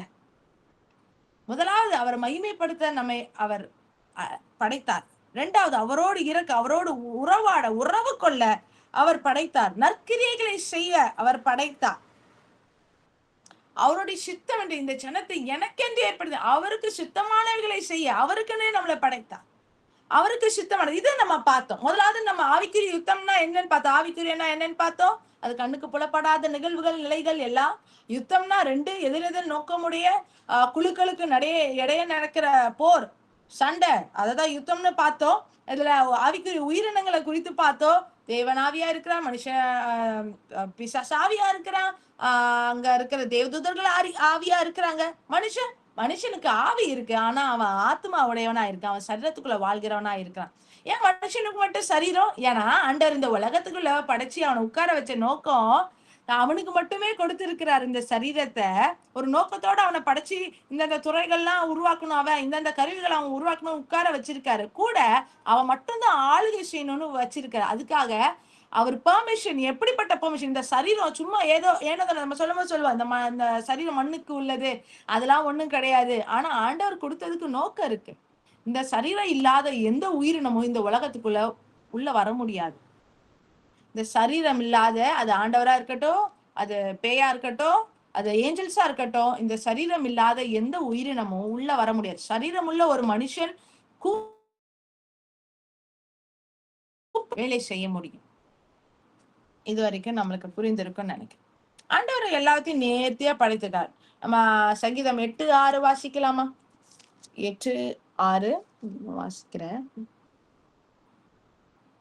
உம்முடைய கரத்தின் கிரியைகளின் மேல் நீர் அவனுக்கு ஆளுகை தந்து சகலத்தையும் அவனுடைய பாதங்களுக்கு கீழ்ப்படுத்தினீர். இது வரைக்கும் நம்ம பார்த்தோம். இதெல்லாம் பூமி ஆண்டவர் உண்டாக்கி மனுஷன் கையில ஒப்பு கொடுத்து அதை ஆளுகை செய்ப்பான்னு கொடுத்துரும். ஆனா இந்த வசனம் சொல்லுது, அப்ப ஆண்டவருக்கு இதுல அதிகாரம் இல்லையான்னு கேட்டா, அல்டிமேட் இந்த வசனத்தை பாருங்க. உம்முடைய கரத்தின் கிரியைகளின் மேல் நீர் அவனுக்கு ஆளுகை தந்து, அதுல நீங்க பாத்தீங்கன்னா, நீங்க மனுஷனை படைச்சு நீங்க தேவதூதரை சற்று சிறியவனாக்குவீங்க, மகிமையினால் கனத்தினால் அவனை முடிச்சுட்டீங்கன்னு சொல்லிட்டு அடுத்தது வருது, உடைய கரத்தின் கிரியைகளின் மேல் நீர் அவனுக்கு ஆளுகை தந்து சகலத்தையும் அவனுடைய பாதங்கள் கீழ்ப்படுத்தினீர். மொத்தமா அவர் மனுஷன்ட்ட மட்டும் கொடுத்துட்டு அவர் பாட்டுன்னு போல. கோரூல் அப்படின்னா இது ஆளுகை செய்ய வேண்டியது மனிதன் மாத்திரமல்ல, ஆண்டவரும் மனிதனும் ரெண்டு பேரும் சேர்ந்து ஆளுகை செய்யணும் தான் அவர் விருப்பப்படுறார். ஆனா அவர் சுயாதீனத்தை, அந்த ஃப்ரீ வில்ல கொடுத்திருக்கிறார், சித்தத்தை கொடுத்திருக்காரு மனுஷனுக்கு. ஆனா அவருக்கு எண்ணம் என்ன? அவன் செய்யட்டும், அவன் இஷ்டப்படி அவன் என்ன செய்யறான்னு செய்யணும்னு நினைக்கிறாரு. ஆனா அவருக்கு ஒரு ஆசை இருக்குன்னா, அதே மாதிரிதான் ஆதாம் கிட்டயும், நீ இங்க இருக்க எல்லாத்தையும் சாப்பிட்டுக்கோப்பா, ஆனா வார்னிங் மட்டும் கொடுக்குறாரு. நன்மை தீமை அறியத்தக்க கனி இருக்குது, அந்த நடுவுல இருக்கு, அதை மட்டும் சாப்பிடாது. அவ ஜீவ வெளிச்சத்தையும் இருக்குன்னு அவர் சொல்லும் போது எதை சாப்பிடக்கூடாத வார்னிங் மட்டும் தான் கொடுக்கிறார். அப்போ ஆண்டவர் இது எல்லாத்தையும் ஒப்பு கொடுத்துட்டு நீ மட்டும் செஞ்சுக்கப்பா அப்படின்னு இல்ல, ஆனா அது அப்படி செய்யறதுக்கான வாய்ப்பையும் கொடுத்திருக்காரு. அதுதான் நம்மளுக்கு சித்தம். நம்ம இஷ்டத்துக்கு என்ன வேணா செஞ்சுக்கலாம். அதனாலதான் ஆண்டவர் கட்டாயப்படுத்தல, நீ ரட்சிக்கப்படணும் கட்டாயப்படுத்தல. ஆனா ஆண்டவர் எல்லாரும் ரட்சிக்கப்பட வேண்டும் என்று சித்தமுள்ளவரா இருக்க விருப்பப்படுறாரு. உன்னை கட்டாயப்படுத்தல, ஆனா எல்லாரும் ரட்சிக்கப்படணும்னு சித்தமுடையவரா இருக்கிறார். அவர் ரொம்ப ஜென்டிலா நடந்துப்பார், அவருக்கு ஆசை இருக்கும். ஆனா அந்த ஆசையை நாம் கேட்டு, இந்த மனிதன் கேட்டு அதன்படி செயல்படுகிறானா என்று பொறுமையோடு பார்ப்பார், வெயிட் பண்ணி பார்ப்பார். அவருடைய ஆசை என்னன்னா, கோரூல் பண்ணணும். அப்படின்னா என்ன? மனிதனும் ஆண்டனும் சேர்ந்துதான் இந்த உலகத்தை ஆளுகை செய்யணும், ஆண்டு கொள்ளணும். மனிதன் அவருடைய சித்தம் என்னப்பா? இந்த டிரான்ஸ்போர்ட் ஃபீல்டுல, இந்த துறையில உங்க சித்தம் என்னப்பா? நீங்க எனக்கு இது பண்ணுங்க, வெளிப்படுத்துங்க. சில பேருக்கு சொல்லுங்க, எனக்கு இந்த வேலையே போதும், எனக்கு எதுக்கு ப்ரொமோஷன் எல்லாம்? நம்ம எந்த அளவுக்கு மேல போறோமோ, எந்த அளவுக்கு ஆளுகை செய்கிற இடத்துக்குள்ள போகிறோமோ, அந்த அளவுக்கு தேவனுக்கு என்று சுவிசேஷம் அறிவிக்கிறது மாத்திரமல்ல, 1-2 பேருக்கு சொல்றது மாத்திரமல்ல, மொத்தத்தையும் மாத்துறது, மொத்த ரூல்ஸா போடுகிறது. தானியெல்லாம் அப்படிதான் நடக்கும். தானியலுடைய தேவன் தான் தேவன் என்று அந்த எல்லா நாடுகளும் அறிக்கை செய்யத்தக்கதாக ராஜாவே சொல்லுவார். அவர் தான் உண்மையுள்ள தேவன். அப்போ தேவ நாம மகிமைக்கென்று நாம் எப்படி மாறணும்? ஆளுகை செய்கிறவர்களாய் மாறணும், கோரூல் பண்ணணும்னு தான் ஆண்டவர் ஆசைப்படுகிறார்.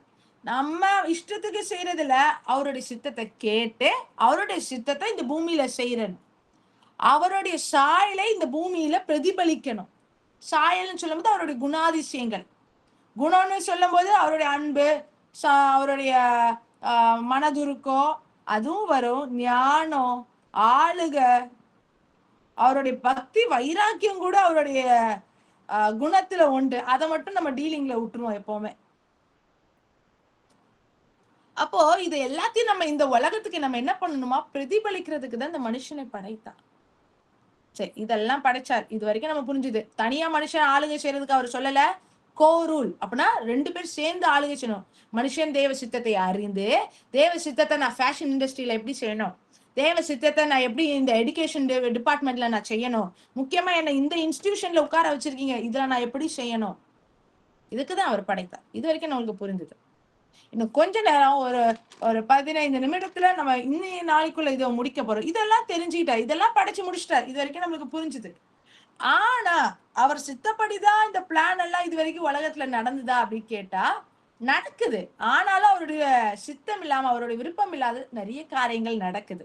காரணம் என்ன அப்படின்னு நம்ம பார்க்கும்போது, ஆண்டவர் இந்த உலகத்தை அழகா படைச்சு மனுஷன் ஆதாம் எல்லாம் உள்ள உட்கார வச்சதுக்கு அப்புறமா நடந்த விஷயம் என்னப்பா, நீ ஆண்டுகொள்ளுப்பா, நீ சித்தம் செய்யணும்னு ஆசை எல்லாம் இருக்கு, ஆனாலும் உன் விருப்பப்படி நீ என்ன செய்யறிய செஞ்சுக்கப்பா அப்படின்னு உட்கார வச்சப்போ நடந்த விஷயம் என்னன்னா, பாவம் என்ற ஒண்ணு இந்த உலகத்துக்குள்ள, மனு குலத்துக்குள்ள உருவெடுத்து உள்ள வந்துச்சு. பாவம் என்ற ஒண்ணு, இதுக்கும் ஆவிக்குரிய யுத்தத்துக்கு என்ன சம்மந்தம்ன்றதை நம்ம அப்படியே பார்ப்போம். பாவம் என்ற ஒண்ணு உள்ள வந்துச்சு. நம்ம எல்லாருக்கும் தெரியும் பாவம் எப்படி வந்தது. ஆதாம் தப்பு செஞ்ச போது பாவம் உள்ள வந்தது. இந்த பாவமே 2 காரியம். ஒண்ணு வேர்ப், வினைச்சொல். இன்னொன்னு நவுனு, அது ஒரு பொருள் சொல், பொருள் மாதிரி.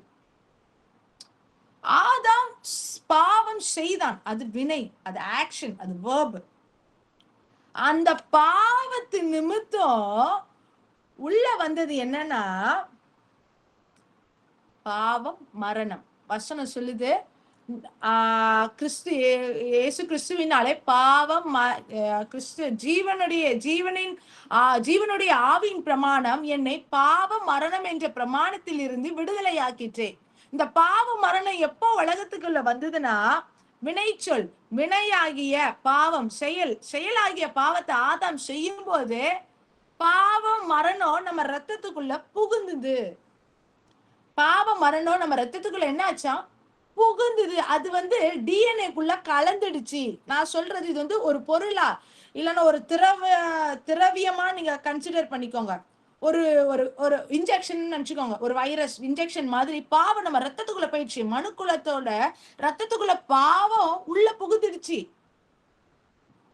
உள்ள வந்துடுச்சு. எதனால வந்தது? ஆதாமுடைய கீழ்ப்படியாமையினால வந்தது. கீழ்ப்படியாமையினால என்ன வந்தது? பாவ மரணம் வந்துடுச்சு. ஓகே, இப்ப கீழ்ப்படியாமை, பாவம் செய்யும் போது என்னெல்லாம் நடக்குது அப்படின்னு பார்க்கும்போது மரணம் கூட சேர்ந்து வருது. மரணம் கூட சேர்ந்து வருது. கூட இன்னும் ஒரு வசனத்தை நம்ம வாசிக்கணும். எபேசியர் 4:26-27. யாராவது ஒருவர் வாசிக்கும்படியா கேட்கிறேன். எபேசியர் 4:26-27. பாவம் செய்யும் போது இந்த உலகத்துக்குள்ள நம்ம ரத்தத்துக்குள்ள என்ன வந்ததுன்னு சொன்ன? மரணம் வந்தது. கூட என்னன்னு வந்தது? நீங்கள் கோபம் கொண்டாலும் பாவம் செய்யாதிருங்கள். சூரியன் அஸ்தமிக்கிறதுக்கு முன்பாக உங்கள் எரிச்சல் தனிய கடவுது. பிசாசுக்கு இடம் கொடாமல் இருங்கள். ஆமேன். அப்போ கோபம் கொண்டாலும் நீங்க பாவம் செய்யாதிருங்கள். ஏன்னா அடுத்தது பாவம் யாருக்கு இடம் கொடுக்குமா? பிசாசுக்கு இடம் கொடுக்கும். இது வரைக்கும் நம்மளுக்கு தெரியும் பாவம் வந்தா மரணம் கூட வரும். ஏன்னா ஆதாம் கிட்ட அவர் சொல்லும்போது, இந்த கனிய, இந்த பழத்தை நீ புசிக்கிற நாளில சாகவே சாவ. அப்ப நீ பாவம் செய்யற நாள்ல சாவு உனக்குள்ள வந்துரும், உலகத்துக்குள்ள வந்துரும். அப்ப பாவத்து கூட என்ன வரும்னா மரணம் வரும், கூட பிசாசும் வந்துடும்.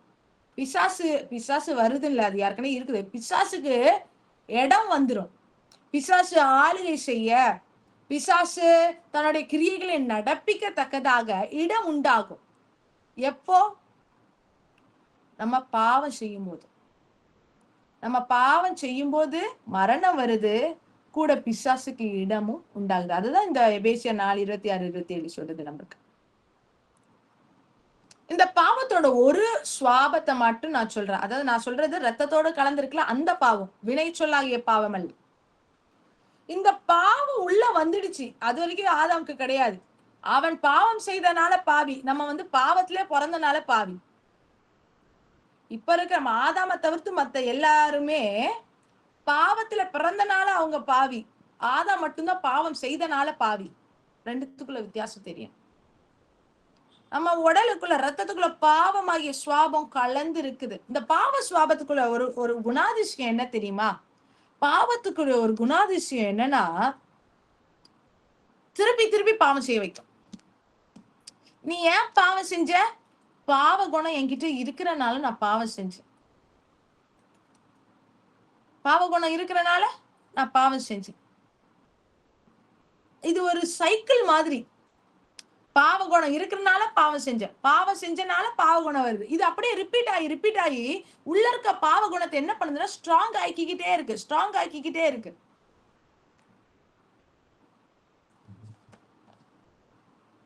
அப்போ நான் பாவம் ஏன் செஞ்சேன்? பாவ குணம் என்கிட்ட இருக்கிறனால பாவம் செஞ்சேன். பாவம் செஞ்சனால என்ன ஆகுது? ஏற்கனவே என்கிட்ட ஒரு பாவ குணம் உள்ள இருக்குல்ல, அது இன்னும் ஸ்ட்ராங் ஆகுது. இன்னும் பாவம் அதிகமா செய்யறதுக்கு என்ன உள்ள இருந்து தூண்டிக்கிட்டே இருக்குது. அது என்ன விடாம பற்றி கொண்டு தூண்டிக்கிட்டே இருக்கு, இன்னும் அதிகமா பாவம் செய்ய.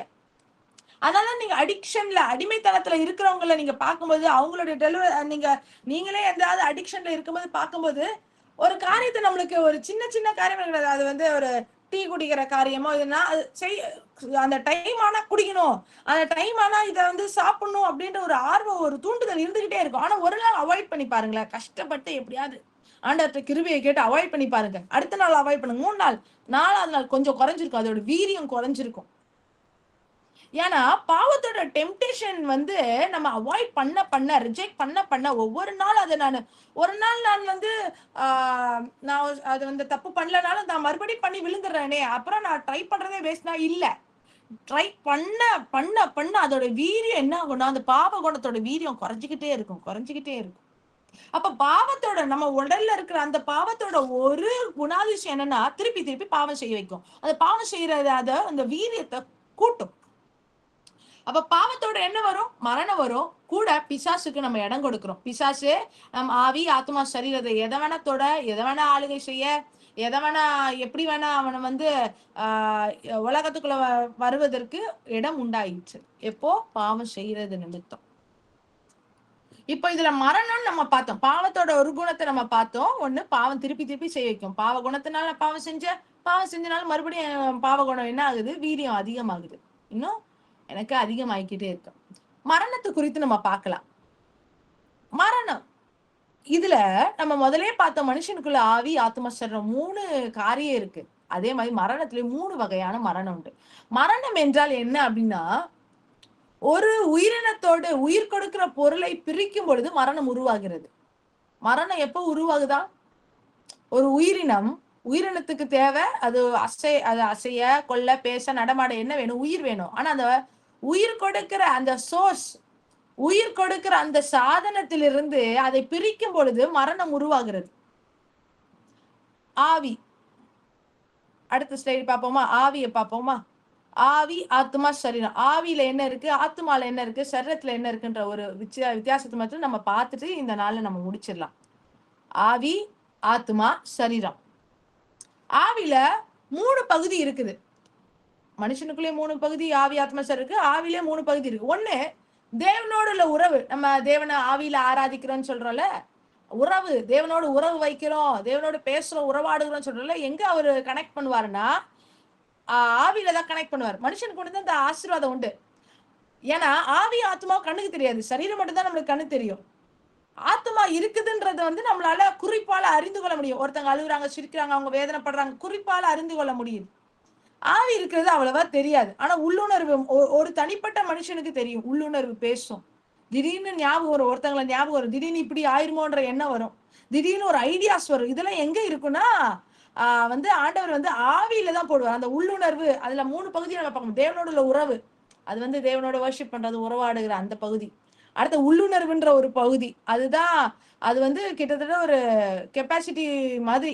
அவரு என்னெல்லாம் விருப்பப்படுற ரெவலேஷன்ஸ் எல்லாம் அதுலதான் போடுவார். வெளிப்பாடு வந்துச்சு, எதுல வந்தது? ஆவியில தான் போடுவாரு. ஆவியில தான் போடுவார். ஏன்னா ஆண்டவர் டைரக்டா எதோட கனெக்ட் பண்ணுவாருன்னா ஆவியோட கனெக்ட் பண்ணுவார். அப்ப சரீரம் டைரக்டா இந்த உலகத்துல இருக்கிற மனுஷங்களோடையும் மிருகத்தோட இந்த நிலத்தோட கனெக்ட் பண்றதுக்கு தான் சரீரம். அப்ப ஆத்மா மட்டும் தான் ரெண்டுத்தோட கனெக்ட் பண்ணி ஒர்க் பண்ற, ஃபங்க்ஷன் பண்ணுகிற ஒரு முக்கியமான பீஸ். அதால மட்டும்தான் ஆவியோட கனெக்ட் பண்ணிக்க முடியும். ஆத்மா சரீரத்தோட கனெக்ட் பண்ணுகிற இம்பார்ட்டன்ட். அதுதான் நியாய தீர்ப்பிலும் கடைசியா நிற்கும். அது 3. அடுத்தது ஆவியில இன்னொரு பகுதி இருக்கு, ஆவிக்குரிய வங்கி. அதாவது ஆண்டவர் நீதிமானோட சிரசின் மேல ஆசீர்வாதம் தங்கும். அப்போ ஒவ்வொரு மனுஷனுக்கு மேலயும் சாபங்களும் இருக்கு, ஆசீர்வாதங்களும் இருக்கு. எங்க தங்கி இருக்கும்னா ஆவிக்குள்ளதான் தங்கி இருக்கும். அப்போ ஆவிக்குரிய பிளெஸிங் ஒருத்தனுக்கு இல்லைன்னா அது என்னதான் முட்டி மோதுறா. இப்போ உதாரணத்துக்கு ஒருத்தனுக்கு வந்து மறதி இருக்குன்னு நினைச்சுக்கோங்களேன். மறக்காம ஞாபகப்படுத்துகிற திறன், ஸ்டோர் பண்றதுல, அத உள்ள இருக்கிறத வெளியேற்றி கொண்டு வர ஞாபகத்துக்கு எடுத்துட்டு வர அந்த திறன் வந்து ஒருத்தன்கிட்ட வந்து ரொம்ப குறைவான லெவல்ல இருந்ததா அந்த அளவுக்கு தான் இருக்கும். ஆவிக்குரிய வங்கியில எவ்வளவு லெவல்ல அந்த பேங்க்ல இருக்குதோ அந்த லெவலுக்கு தான் நம்ம ஆசீர்வாதங்கள் வெளிப்படும்.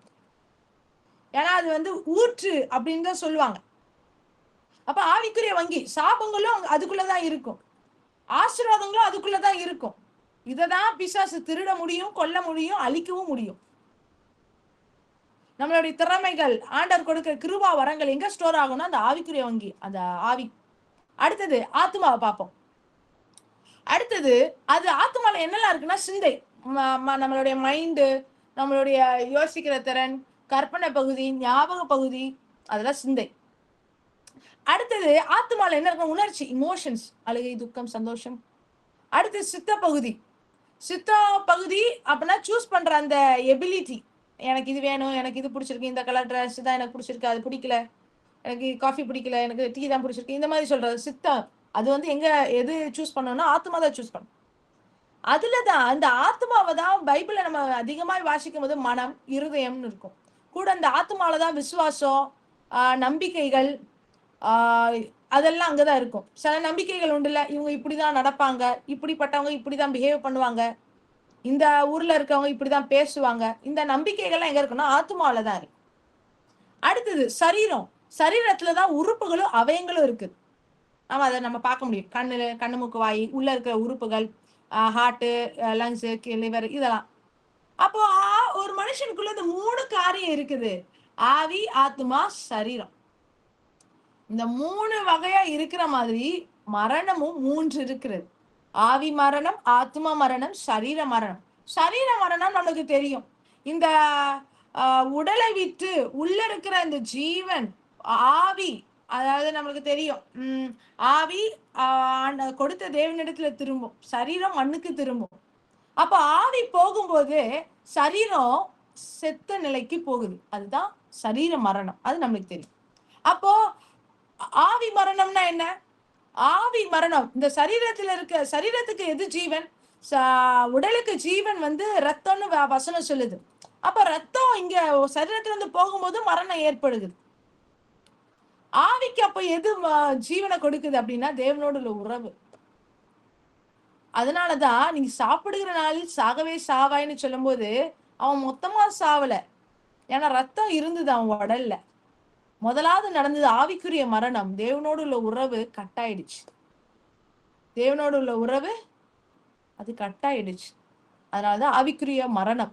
தேவனோடு ஒரு கனெக்ஷனே இல்லை. ஆவிக்குரிய மண்டலத்துக்கும் இவனுக்கு ஒரு கனெக்ஷனே இல்லாம போயிடுச்சு, ஆண்டவருக்கும் இவனுக்கு கனெக்ஷனே இல்லாம போயிடுச்சு. அடுத்தது ஆத்மாவில மரணம். ஆத்மாவில மரணம் என்னது? ஆத்மாவோட மரணம் என்னெல்லாம் பார்ட்ஸ் நம்ம பார்த்தோம், பிபிடியை பார்ப்போம். ஆத்மாவில மரணம், அதுல வந்து சிந்தை இருந்தது, உணர்வுகள் இருந்தது.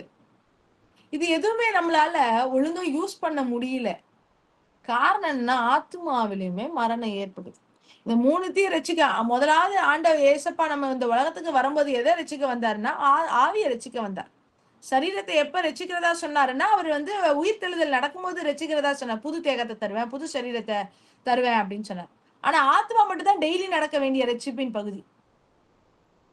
ஏன் அப்படின்னா மூணு வகையான மரணம் நான் சொன்னேன். ஆவிக்குரிய மரணம், தேவனோட உறவு போயிடுறது, அது மொத்தமா பிரிகிறது.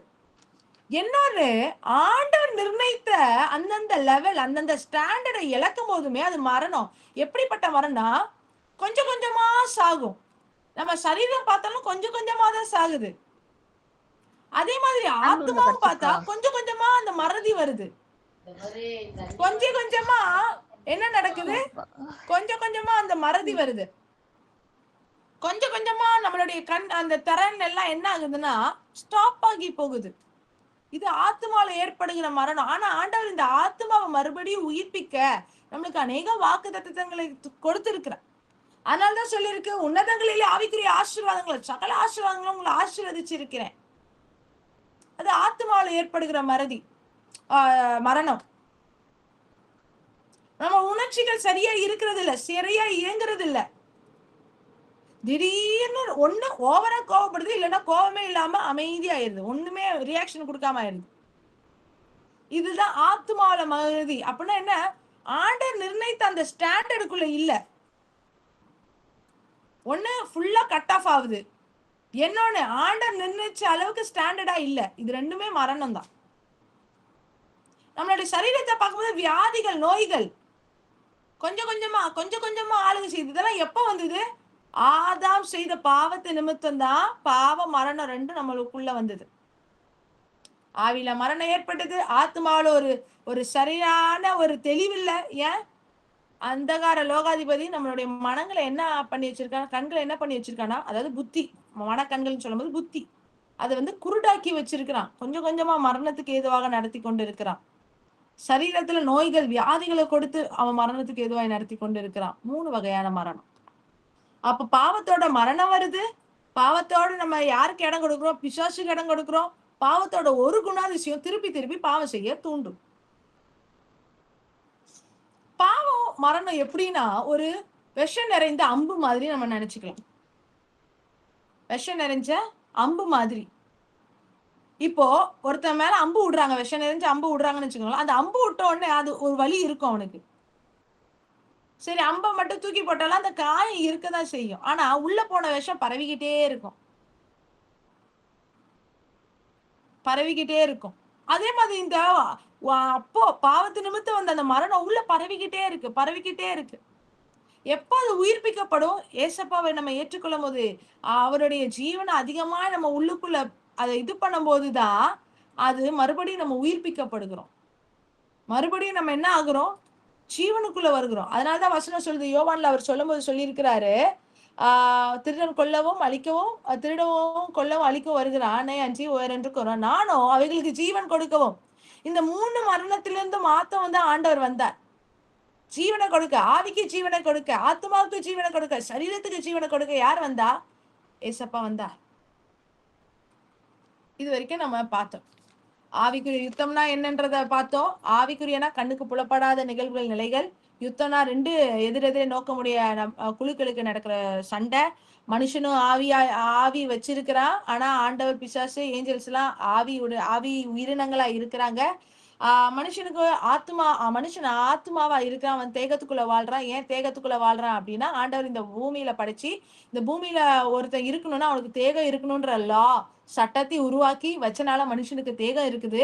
தேகம் இருக்கிற ஒரு மனுஷன் ஒரு உயிரினத்தை தேவனை நோக்கி கூப்பிடும் போது மட்டும்தான் ஒரு ஆவியால பூமிக்குள்ள வந்து கிரியேட் செய்ய முடியும். அப்படிதான் பிரேயர் டெக்னாலஜி, ஆவிக்குரிய தொழில்நுட்பமா இருக்கிற ஜெபம் உள்ளுக்குள்ள வந்தது. ஆண்டவர் ஏன் மனுஷனை உருவாக்கி வச்சார் அப்படின்றதுக்கு சில காரணங்களை பார்த்தோம். 1, அவரோடு இருக்க.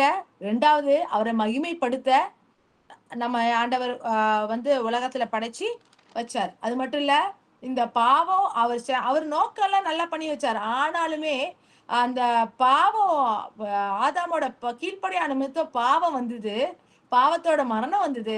மரணத்தோட பிசாசும் ஆளுகை செய்ய ஆரம்பிச்சான். நம்மளுடைய சிந்தை மண்டலத்தை, ஆவி, ஆத்மா, சரீரத்தை ஆளுகை செய்ய ஆரம்பிச்சான். ஏன்? பாவம் இருக்கிற இடத்துல மரணம் ஆளுகை செய்யும், பிசாசும் ஆளுகை செய்வான். இது வரைக்கும் இந்த நாள் நம்ம பார்த்தோம். இன்னும் ஒரே ஒரு காரியம் மட்டும் நம்ம பார்க்க முடிஞ்ச, நம்ம சின்னதா மட்டும் பார்த்துட்டு அதோட முடிச்சுக்கலாம். வெறும் நான் டைட்டில் மட்டும் சொல்றேன், மீதி நம்ம நாளைக்கே எடுத்து பார்த்துக்கலாம்.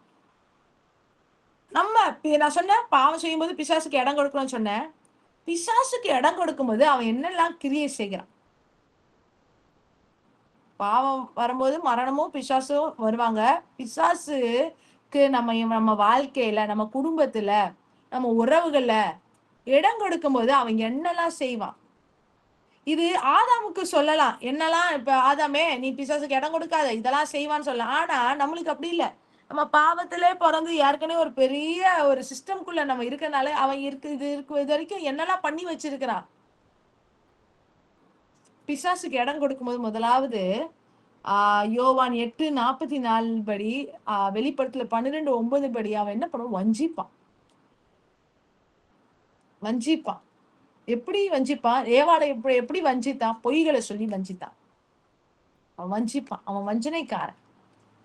அவன் பொய்களை சொல்லி வஞ்சிப்பான். இதனால அந்த ஒண்ணு இன்னும் நிறைய இருக்கு. ஏன்னா வசனம் சொல்லுது, பிசாசின் கிரியைகளை அழிக்கவே தேவகுமாரன் வெளிப்பட்டார். ஒரே ஒண்ணுதான் இன்னைக்கு நம்ம பார்த்தோம். அவன் வஞ்சிக்கிறவனா இருக்கிறான். பொய்களை சொல்லி நம்மளை ஏமாத்துகிறவனா இருக்கிறான். அவன் புதுசாதான் நம்மளுக்கு பொய்களை சொல்லி ஏமாத்தணுமான்னு கேட்டா அதையும் பண்ணுவான். ஆனா யாருக்குன்னு நிறைய பொய்களை நம்ம இருதயத்துல, நம்ம சிந்தையில, நம்மளுடைய கலாச்சாரத்துல ஏற்கனவே பொய்களை திணிச்சு வச்சிருக்கிறான். அதை கண்டறிஞ்சு நம்ம ஜெயிக்கிறது தான் இந்த ஆவிக்குரிய யுத்தம். ஆனா ஒரு கேள்வியோட நான் இந்த நாள்ல முடிக்கிறேன். நம்ம இந்த ஜிஸ்ட் எல்லாம் நம்ம பார்த்துட்டோம். எதுல இருந்து ஆவிக்குரிய யுத்தம் எல்லாம் இன்ட்ரடக்ஷன் மட்டும் தான் நம்ம பார்த்திருக்கோம். இன்னும் நாளை தினத்துல இன்னும் அடுத்தடுத்த காரியங்கள் யாருக்கு முக்கியமா இன்னைக்கோட ஒரு கேள்வியோட நம்ம முடிக்கிறோம். யாருக்கும் யுத்தம் நடக்குது அப்படின்னு நினைக்கிறீங்க? யாருக்கும் இந்த ஆவிக்குரிய யுத்தம்னா 2 குழுக்களுக்கு யுத்தம் நடக்கணும்ல, 2 நபர்களுக்காவது யுத்தம் நடக்கும். எதிரெதிரே நோக்க உடையவர்கள். ஆண்டவருக்கு ஒரு அருமையான நோக்கம் இருக்கு. பிசாசுக்கு ஆண்டவர் படைத்ததை அவரே அருவருக்கத்தக்கதாக மாற்றுறது அவனுடைய நோக்கம். ஆனா எனக்கு ஒரு கேள்வி, இந்த கேள்வி உங்களிடத்துல முன் வைத்துட்டு நம்ம ஜெபம் பண்ணி முடிக்கலாம். யாருக்கும் இந்த ஆவிக்கு யுத்தம் நடக்குது? யாருக்கும் ஆண்டவருக்கும் பிசாசுக்குமா, இல்ல மனுஷனுக்கும் பிசாசுக்கும்? நம்ம பார்த்தோம். நம்ம அதை வர நாட்கள் இந்த 2 நாளுமே நம்ம பார்க்கலாம். ஆண்டவருக்கும் பிசாசுக்குமா, இல்ல மனுஷனுக்கும் பிசாசுக்குமா? இததான் நம்ம நாளன்னைக்கு வரைக்கும் பார்க்க போறோம். இன்னைக்கு நம்ம பார்த்த ஆவிக்குரிய யுத்தத்தோட சின்னதை பார்த்தோம். ஏன் மனுஷனை ஆண்டவர் படைச்சாரு, என்ன நோக்கத்துக்காக படைச்சு அவனை உட்கார வச்சிருக்காரு பார்த்தோம். கடைசியாக இந்த இதுதான், மனுஷனுக்கும் பிசாசுக்கும் யுத்தமா, ஆண்டவருக்கும் பிசாசுக்கும் யுத்தமா? இதை நம்ம யோசித்து பாருங்க. அதை வச்சு செவிங்க. நம்ம நாளைய தினத்துல இதே டைமிங் 7 மணில இருந்து ஒரு 8 மணி வரைக்கும், அதோட நம்ம நாளன்னைக்கு இருக்கும். உங்க நண்பர்கள் இதுல ஆர்வம் உள்ளவர்கள் அப்படின்னா அவங்களுக்கும் அதை ரெஜிஸ்டர் பண்ண வச்சுட்டு அதுக்கப்புறமா லிங்க் அனுப்புவாங்க. நீங்க அதுல ஜாயின் பண்ண வைங்க. கண்களை மூடி நம்ம ஜெபம் பண்ணலாமா? தேங்க்யூ அப்பா, உமக்கு நன்றி அப்பா. இந்த நாள்ல ஆவிக்குரிய யுத்தம் என்றால் என்னன்றப்பா சிறிய காரியத்தை பார்க்க வைத்தீங்க. மனுஷனை நீர் ஏன் எந்த நோக்கத்துக்காக படைத்தீங்க? உமது நாம மகிமைக்கு என்று உம்முடைய துதியை சொல்ல, உம்மை மகிமைப்படுத்துவதற்காக படைத்தீர் என்றதை நாங்க பார்த்தோம்ப்பா. நன்றி. இந்த உலகத்துக்குள்ள பாவம் எப்படி வந்ததுன்றது பார்த்தோம். பாவத்தோட என்னெல்லாம் வந்ததுன்றதை பார்த்தோம் சுவாமி. மனுஷனை நீர் எப்படியாக படைத்திருக்கிறீர் அப்பா. ஆண்டவரே, இந்த உலகத்தை அவன் ஆளுகை செய்யறதுக்காக படைக்கப்பட்ட உம்மோடு அப்பா சேர்ந்து கோரூல் பண்ணி ஆளுகை செய்யறதுக்காக படைக்கப்பட்டான்ற சத்தியத்தை இந்த நாள் எங்களுக்கு போதித்தீங்க ராஜா. நாளை தினத்திலே சுவாமி, இன்னும் பிசாசுடைய தந்திரங்கள் என்ன, அவன் பிசாசுக்கு இடம் கொடுக்கும்போது என்னெல்லாம் செய்வான் அப்படின்றத எங்களுக்கு கற்றுத்தாங்கப்பா. இன்னும் ஆண்டவரை என்னெல்லாம் இது வரைக்கும் எங்க வாழ்க்கையில செய்து வைத்திருக்க, எங்க குடும்பத்துல, எங்க பட்டணத்துல, எங்களுடைய இடத்துல நாங்க ஊழியம் செய்கிற பகுதியில் இன்னும் ஏற்கனவே அவன் என்னெல்லாம் செய்ய வச்சிருக்கான். ஏன்னா எங்களுக்கு முன்பாக அவன் இருக்கிறான். என்னெல்லாம் செஞ்சு வச்சிருக்கான்ற அந்த அவனுடைய தந்திரங்கள், திட்டங்கள், அவனுடைய ஆயுதங்கள் என்னென்னன்றதை எங்களுக்கு கற்றுத்தாங்க சுவாமி. அர்ப்பணிக்கிறோம். இதை இன்னும் தியானிக்க வைங்க. வெளிப்பாடுகளை தாங்க. எங்களோட இடைப்படுங்க. இதை நாங்க உபயோகிக்க, எங்களுடைய ஊழியத்துல, நாங்க வேலை செய்கிற இடத்துல, எங்க தனிப்பட்ட வாழ்க்கைக்கு விடுதலைக்கு நாங்கள் உபயோகப்படுத்திக் கொள்ள எங்களுக்கு கிருபை தாங்க. எங்களை எழும்பி நிற்க செய்யுங்க. நீங்க எங்களை யுத்த வீரர்களாய் பார்க்கிறீங்க. தமது ஆட்டு மந்தையும் யுத்தத்துல சிறந்த போர்க்குதிரையாக மாற்றுகிறதை எங்களை போர்க்குதிரையாக மாற்றி ஆசீர்வதி. இயேசுவின் மூலம் ஜெபிக்கிறோம் நல்ல பிதாவே, ஆமென். என் ஆத்துமாவே கர்த்தரை ஸ்தோத்ரி, என்னுடைய பரிசுத்த நாமத்தை ஸ்தோத்ரி. என் ஆத்துமாவே கர்த்தரை ஸ்தோத்ரி, கர்த்தர் செய்த சகல உபகாரங்களையும் மறவாதே. Amen, amen. Praise Lord. Thank you. நாளை தினத்துல இதே டைமிங் இருக்கும். இதோட அடுத்தடுத்த தொடர்ச்சியை நம்ம நாளை தினத்துல பார்ப்போம். நன்றி.